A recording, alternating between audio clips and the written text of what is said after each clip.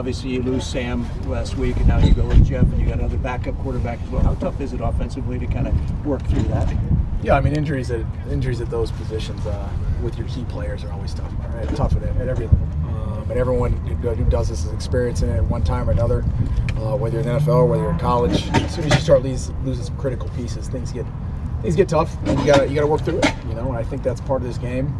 I think the reality and humility and honesty we've got with our program, our coaches, and our players helps us kind of work through that. And there's going to be seasons like that. This is one of them, and it's a testament to the culture and the guys, how they come out here and work and go to work every day and starve the distractions and ignore the noise and get back to the real reality that there's going to be highs and lows, and nothing of this is terminal in life. Jeff pointed to you and Kenny as key reasons why he chose to stay as opposed to seeking other this offseason. I guess how admirable is that to him and just the relationship you have? Yeah, I mean it's admirable to him. It's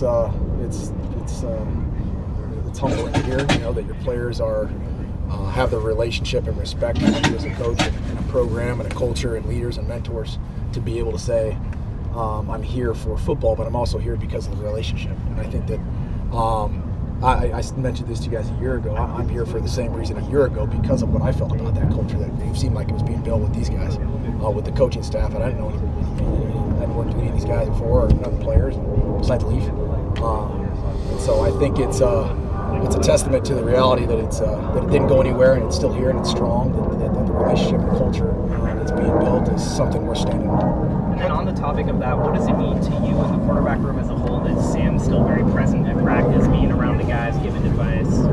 Yeah, I mean he understands that role doesn't ever go away. I mean I think once you're a leader or you're the guy who's got to help make things go, or you're a catalyst in a program, or you're just a piece, whether you're in sports or business or your family, you don't just disappear. You got to be able to help guys out and be able to still learn.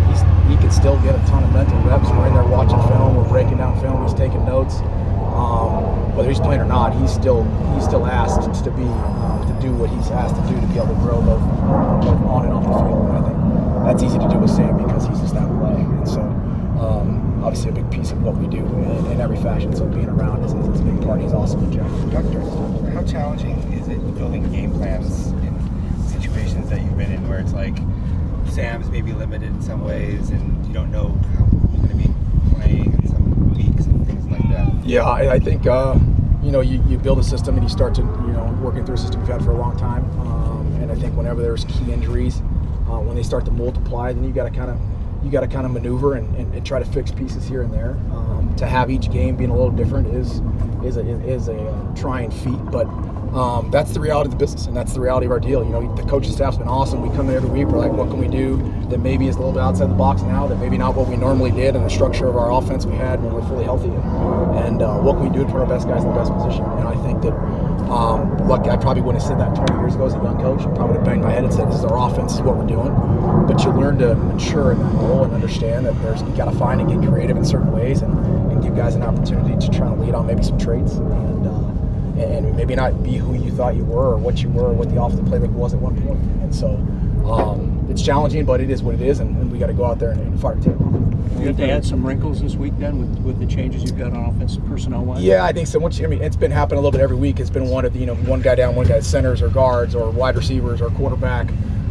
Each week's been a little bit tweaky each week because of it. And you're trying to find that chemistry within a game plan, right? Instead of maybe not throughout multiple games when you're rolling, because until you've got that chemistry where the lineup's the same, it's hard to do. So little tweaks and nuances and kind of get creative maybe and find ways to go out there and move the ball effectively is definitely the objective. On the topic of that, with JT missing last week, what did you make of the pass catchers, and what's the approach this week if he's not able to go? That's the question. Yeah, I mean, that's, again, you're hard losing the top guy in your roster, top guy in the country. I mean, it just really is. It's the reality of it is. Then you got to go out and have guys and put demands on other guys and role players and other positions that have to go out there and make some plays. And I think they understand the demand. Malik was a great example last week, had some big plays. I thought he did a nice job and competed his tail off. Boss came in and went bad, really effective. Had a couple catches that were big. And, those guys understand. The tight ends have done a good job stepping up with them too. But when you've got JT out of the mix, you've got to make sure that each guy really can be dependable in those moments. And we're going to find out again each week until he comes back. What have you seen out of Cam Dyer in the last week or so since he's been cleared? candidly, I think that he gets cleared and then he's out here ready to roll. I think it says a lot about him. I mean, I cleared literally in 48 hours. All of a sudden, we're out here to get ready to roll. And so again, not a situation that he probably signed up for, or is something that you expect to have happen, but it did. And he's been awesome. He's really diligent. He's been Jeff's right-hand guy the whole time. He doesn't miss a meeting. He's on time. He takes diligent notes. He asks good questions. I'm not surprised that he's able to go out there and be able to take some snaps, or he's staying after 30 minutes after practice and still getting some mental reps. So a young guy who recruited that way and saw some things like that in his traits. And again, those are roles that get played. Marcus, how important is it to get Sam settled or Jeff settled in early, call some plays and help him settle into the game? Yeah, I mean, it's like that with a lot of young quarterbacks. I mean, even Sam's the same. We're not too far down the road. You're trying to get a quarterback in a rhythm. We're trying to get something he can feel good about.